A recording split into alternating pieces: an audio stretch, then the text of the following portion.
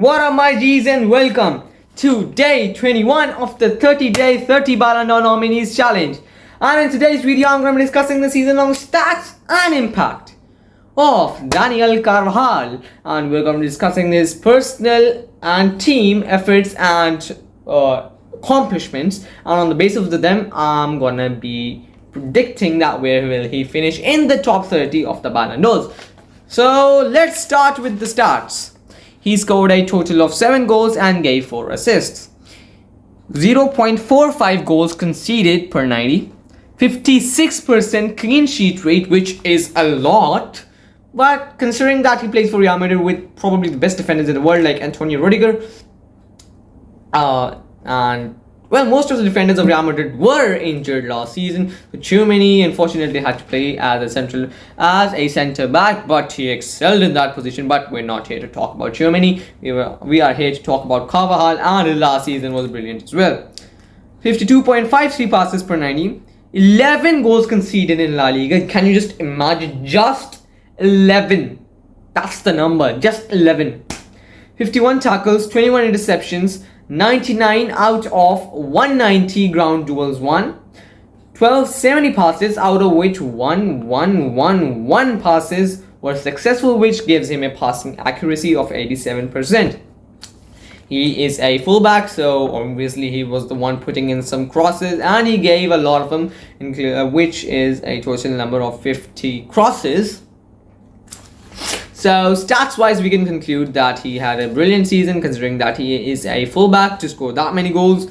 I guess he could have just made more assists, but most of the season, many part of the season, he played as a centre back. Of course, there was and there still is a centre back injury crisis issue at Real Madrid, and I don't know how does Don Carlo always gets away with this. He doesn't even blink an eye. He's not phased as anything. He's not scared of any team. He just goes there and plays any person in the centre back position or the midfield, and they perform brilliantly. They excel in that position. We know that happened with Camavinga and Tchouaméni. Let's next come to his trophies, and he won a lot of them, and that's the reason that he is in this list. So with Real Madrid, he won the La Liga, he won the Supercopa de España, and he won the UEFA Champions League. 3 trophies with club, and with country he won 2 trophies, the UEFA Nations League and the UEFA Euros, which had a huge amount of iconic moments of Carvajal in there. So let's next come to his impact. So I've just talked about his versatility, that he was also forced to play at Real Madrid as a centre back for many of the games because of the injury crisis, of course. But in the national team, he excelled at playing at the right back position. No left winger in that competition except Jamal Musiala maybe was able to get past him, but Jamal Musiala was fouled by him, and that was the reason Carvajal did not play the final. Anything for the nation, anything for the team. That is what I've learned from Carvajal. And today when I go to play football with my friends, I'm going to just kill one of them because they were getting away from me. And if you don't know, I'm a defender. Well, you guys do tell me that do you want some content on some real football like me playing, because I'm a newbie defender, so you can get to know how a noob properly just plays games, or I can just buy a GoPro and show you my games. And there goes the light. Sheesh. Anyhow, we'll just continue the video because the video never ends, even if the world is against me. Let's next come to his key moments, and I guess the key moments were the sector or the merit on basis of which Carvajal is considered as a front runner for the Ballon d'Or by most of the Spanish people, including Jose Lu, of course. First key moment would be the most important key moment last season for his club.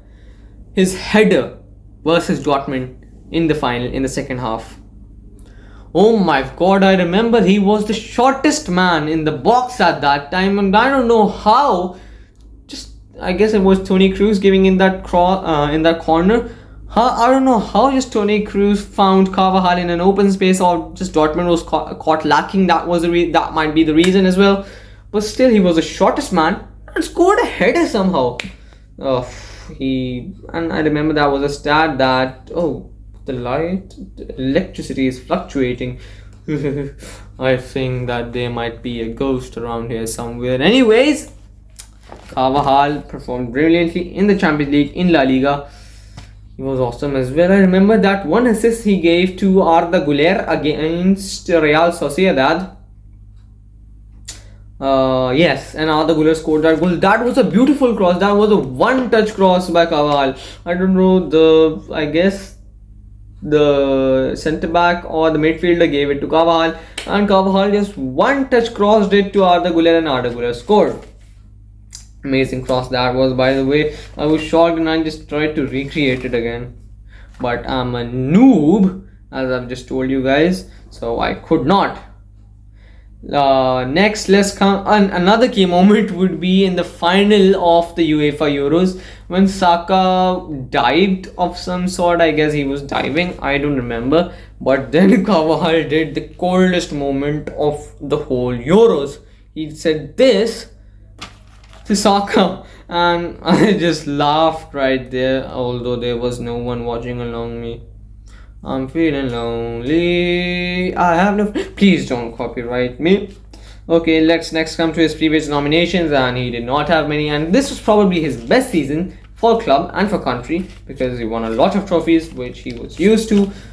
But still, the amount of impact he had on both the club and country was truly exceptional as well. So my prediction, the moment you've all been waiting for, that where do I predict Carvajal to finish in the top 30 rankings of the Ballon d'Or? So personally, I would predict him to finish in the top 10. Of course, that was given because of the shouts of the Ballon d'Or given to him by a lot of Spaniards. He might even finish in the top 5 if a lot of Spanish people vote for him.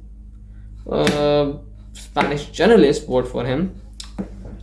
But still, I don't think that he has a chance of winning the Ballon d'Or. Maybe if he gave in a high number of assists or from the crosses, he would have stood another big chance, or might have even won the Ballon d'Or. But still, he played brilliantly, and that's the reason I'm going to be just putting him in the top 10. Might even finish in the top 6 or 7 or so. But still, that was it for this video, and until next time, guys, adios.